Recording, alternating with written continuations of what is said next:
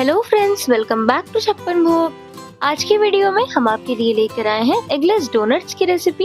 एकदम बेकरी जैसे soft, light और फ्लफी डोनट्स आप घर पर ही आसानी से कैसे बना सकते हैं, आज हम आपको सारे टिप्स एंड ट्रिक्स के साथ बताएंगे। तो चलिए शुरू करते हैं।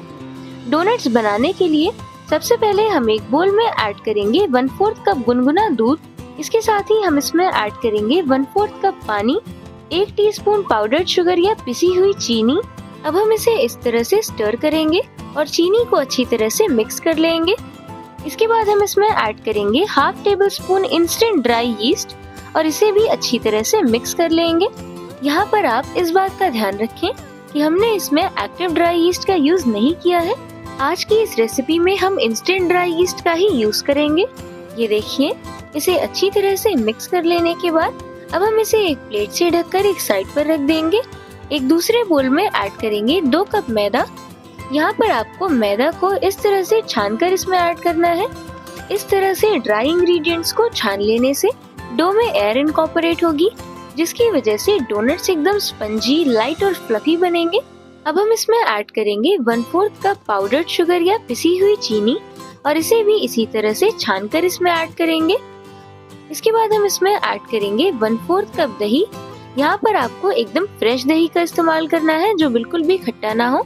अब हमें इन सारी चीजों को इस तरह से एक बार अच्छी तरह से मिक्स कर लेना है। ये देखिए, अब ये सारी चीजें अच्छी तरह से मिक्स हो चुकी हैं। अब हम प्रिपेयर किए हुए यीस्ट के मिक्सचर को इस तरह से एक बार स्टर कर लेंगे।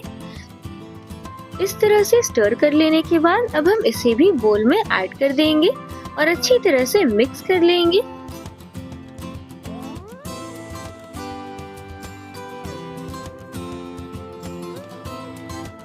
ये देखिए, आप देख सकते हैं कि अब ये सारी चीजें अच्छी तरह से मिक्स हो चुकी हैं। अब हमें इसे हाथ से इस तरह से एक साथ कंबाइन कर लेना है, इसे जोड़ लेना है। इस स्टेज पर आपको इसे नीट करने की कोई जरूरत नहीं है, सिर्फ इसे इस तरह से एक साथ जोड़ लेंगे। यहाँ पर आपको इस बात का ध्यान रखना है कि आपको इसमें पानी ऐड नहीं करना है। बिना पानी के ही आप ये डो इजीली रेडी कर पाएंगे। ये देखिए, आप देख सकते हैं कि अब ये डो रेडी हो चुका है। अब हम इस डो को सरफेस पर ट्रांसफर कर लेंगे और इस तरह से इसे स्ट्रेच और फोल्ड करते हुए नीट कर लेंगे। यहाँ पर आपको इसे ऐसे ही स्ट्रेच और फोल्ड करते हुए 10 से 12 मिनट के लिए अच्छी तरह से नीट कर लेना है। आप देख सकते हैं कि इस स्टेज पर डो काफी ज्यादा स्टिकी है। जैसे जैसे आप डो को नीट करते जाएंगे, इसकी स्टिकीनेस अपने आप ही कम होती जाएगी। 10 से 12 मिनट तक डो को नीट कर लेने के बाद आप देखेंगे कि ये नॉन स्टिकी हो चुका है और जब हम इसे स्ट्रेच कर रहे हैं तो ये टूट नहीं रहा है। इसका मतलब है कि डो में अब ग्लूटेन अच्छी तरह से डेवलप हो चुका है। हमें इसे इसी स्टेज तक नीट कर लेना है। इसके बाद हम इसमें ऐड करेंगे 1 टेबलस्पून सॉफ्टेंड बटर, यानी कि ये बटर ना ही बिल्कुल फ्रोजन है और ना ही बिल्कुल मेल्टेड है। इस तरह से एकदम सॉफ्ट बटर का आपको यूज करना है। बटर ऐड कर देने के बाद हमें इसे फिर से स्ट्रेच और फोल्ड करते हुए अच्छी तरह से नीट कर लेना है और बटर को डो में इनकॉर्पोरेट कर देना है। यहाँ पर हमने इसमें सॉल्टेड बटर का यूज किया है। अगर आप अनसॉल्टेड बटर ऐड करना चाहते हैं तो आपको ड्राई इंग्रेडिएंट्स के साथ 1 टीस्पून जितना नमक ऐड करना पड़ेगा। ये देखिए, आप देख सकते हैं कि हम इस डो को इसी तरह से स्ट्रेच और फोल्ड करते हुए नीट कर रहे हैं। यहाँ पर आपको इसे ऐसे ही तब तक नीट कर लेना है जब तक कि ये बटर पूरी तरह से डो के साथ मिक्स ना हो जाए और डो में पूरी तरह से अब्सॉर्ब ना हो जाए। ये देखिए, आप देख सकते हैं कि अब ये बटर पूरी तरह से डो में अब्सॉर्ब हो चुका है। इसी तरह से हमें इसमें 1 टेबलस्पून बटर और ऐड करना है और इसे भी स्ट्रेच और फोल्ड करते हुए डो में अच्छी तरह से इनकॉर्पोरेट कर देंगे जब तक कि ये पूरी तरह से डो में अब्सॉर्ब ना हो जाए। आप नोटिस करेंगे कि जब भी आप बटर को डो में ऐड करते हैं तो ये डो इस तरह से टूटने लगता है। यहाँ पर आपको इसे ऐसे ही तब तक नीट कर लेना है जब तक कि ये डो वापस से एक साथ जुड़ ना जाए और एकदम सॉफ्ट और स्ट्रेची नॉन स्टिकी डो वापस से रेडी ना हो जाए। कुछ देर तक इसे नीट कर लेने के बाद आप देखेंगे कि बटर डो में अच्छी तरह से अब्सॉर्ब हो चुका है और डो फिर से एक साथ जुड़ चुका है और एकदम नॉन स्टिकी हो चुका है। इस तरह से डो को रेडी कर लेने के बाद अब हमें इसे चेक करना है कि ये डोनट के लिए एकदम परफेक्ट है या नहीं। डो के थोड़े पोर्शन को इस तरह से स्ट्रेच करेंगे और इसे पुल करेंगे अगर ये फटे नहीं, इसका मतलब है कि अब ये एकदम परफेक्टली रेडी हो चुका है। आप देख सकते हैं कि इस स्टेज पर ये फट रहा है। इसका मतलब है कि हमें इसे कुछ देर के लिए और इसी तरह से स्ट्रेच और फोल्ड करते हुए नीट कर लेना है। यहाँ पर आपको इसे ऐसे ही तब तक नीट कर लेना है जब तक कि आप एकदम परफेक्ट ग्लूटेन विंडो फॉर्म न कर लें। कुछ देर तक इसे नीट कर लेने के बाद हम फिर से ग्लूटेन विंडो फॉर्म करने की कोशिश करेंगे। डो के थोड़े पोर्शन को स्ट्रेच करके पुल करेंगे। आप देख सकते हैं कि अब ये ग्लूटेन विंडो फट नहीं रही है और ट्रांसलूसेंट है। इसका मतलब है कि अब ये डो एकदम परफेक्टली रेडी हो चुका है। अब हमें इसे रेस्ट करने रखना है। इसके लिए हम एक बोल को इस तरह से ऑयल से अच्छी तरह से ग्रीस कर लेंगे। इसके बाद हम प्रिपेयर किए हुए डो को इसमें प्लेस कर देंगे।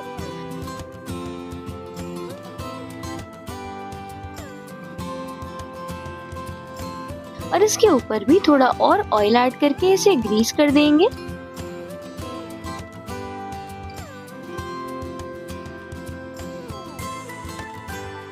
इस तरह से इसे ऑयल से ग्रीस कर लेने के बाद अब हम इसे क्लिंग फिल्म से कवर कर देंगे और इसे अच्छी तरह से सील कर देंगे। इस तरह से इसे अच्छी तरह से टाइटली कवर कर देने के बाद हमें इसे किसी वार्म जगह में 1 घंटे के लिए रेस्ट करने रख देना है। 1 घंटा पूरा हो जाने के बाद आप देख सकते हैं कि अब ये डो अच्छी तरह से प्रूफ हो चुका है और डबल साइज का हो चुका है। आप देख सकते हैं कि ये बोल में एकदम ऊपर तक आ चुका है। अब हम इसकी क्लिंग फिल्म को हटा देंगे।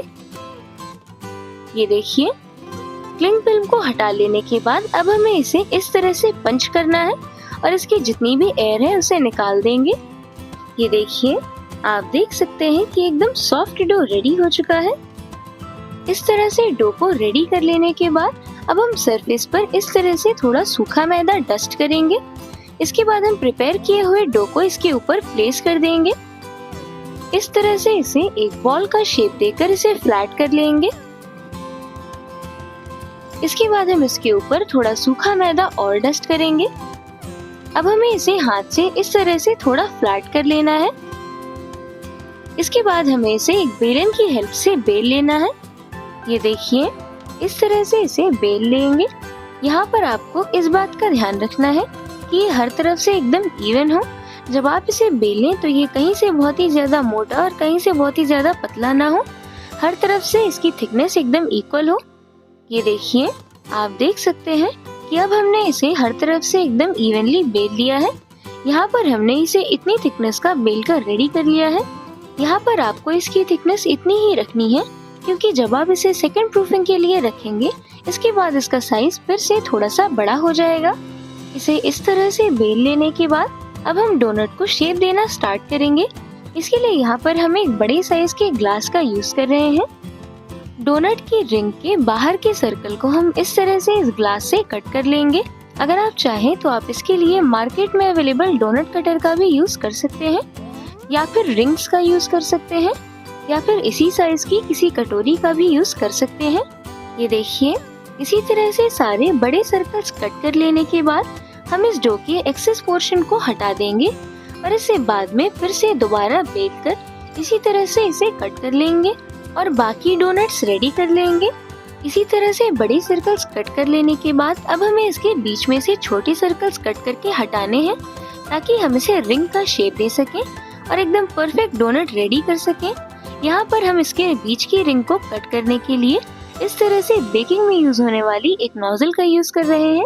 अगर आप चाहें तो आप इसके लिए किसी छोटे बॉटल कैप का भी यूज कर सकते हैं। ये देखिए, इसी तरह से सारे सर्कल्स को कट कर लेने के बाद अब हमें इन्हें भी हटा देना है।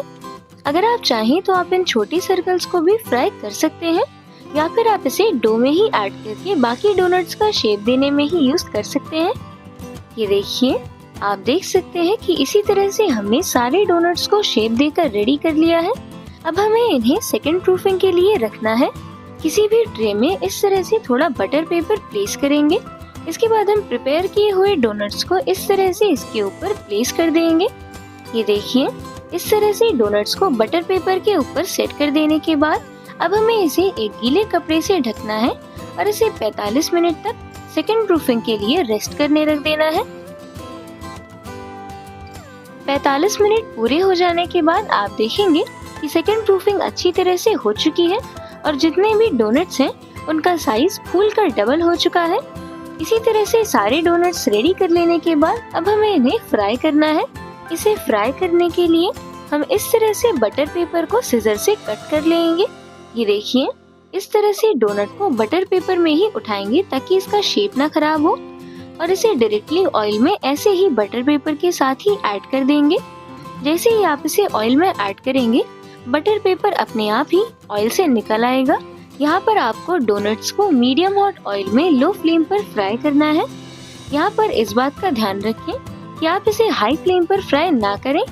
इसे ऐसे ही लो फ्लेम पर 3 से 4 मिनट के लिए दोनों तरफ से गोल्डन ब्राउन हो जाने तक फ्राई कर लेंगे। आप देखेंगे कि जैसे जैसे ये फ्राई होता जाएगा, इसका साइज पहले से भी ज्यादा बड़ा होता जाएगा और ये फूल जाएगा। ये देखिए, आप देख सकते हैं यहाँ पर हम इस तरह से इसके ऊपर ऑयल स्प्लैश कर रहे हैं। इसी तरह से डोनट के ऊपर ऑयल स्प्लैश कर देने के बाद आप देख सकते हैं कि ये डोनट फूल चुका है। इसी तरह से हम इसमें बाकी डोनट्स को ऐड करते जाएंगे और इन्हें सेम प्रोसेस से फ्राई करते जाएंगे। आप देख सकते हैं कि इन दोनों डोनट्स में कितना ज्यादा साइज और शेप का डिफरेंस है। इससे आप अंदाजा लगा सकते हैं कि ये डोनट्स कितने ज्यादा स्पंजी और फ्लफी बनकर रेडी हो रहे हैं और कितनी अच्छी तरह से फूल रहे हैं। जब ये डोनट्स एक तरफ से अच्छी तरह से फ्राई हो जाएं, इसके बाद हम इन्हें फ्लिप करके दूसरी तरफ से भी गोल्डन ब्राउन होने तक फ्राई कर लेंगे। इसी तरह से हम बाकी डोनट्स को भी ऑयल में ऐड करते जाएंगे और इन्हें फ्राई कर लेंगे। अगर आप चाहें तो आप डोनट्स को फ्राई करने की बजाय बेक भी कर सकते हैं।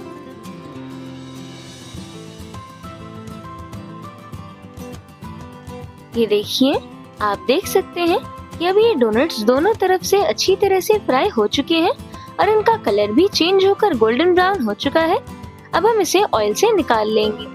ये देखिए, इसी तरह से सारे डोनट्स रेडी कर लेने के बाद अब हम इसके ऊपर ऐड करेंगे थोड़ी पाउडर्ड शुगर या पिसी हुई चीनी। यहाँ पर हम इस तरह से पाउडर्ड शुगर को छानकर इसके ऊपर ऐड करेंगे और डोनट को कोट कर देंगे। अगर आप चाहें तो आप पाउडर्ड शुगर की जगह डोनट्स को अपने पसंद की किसी भी ग्लेज से कोट कर सकते हैं। अगर आप चाहें तो आप डार्क चॉकलेट और रेनबो स्प्रिंकल्स या फिर व्हाइट चॉकलेट या फिर कैरेमल की ग्लेज बनाकर इसके ऊपर कोट कर सकते हैं।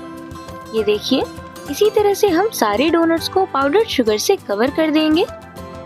ये देखिए, आप देख सकते हैं कि एकदम बेकरी जैसे सॉफ्ट, लाइट और फ्लफी और एकदम स्पंजी डोनट्स रेडी हो चुके हैं। वीडियो पसंद आई हो तो लाइक और कमेंट जरूर करें और चैनल को सब्सक्राइब करना ना भूलें। Thanks for watching.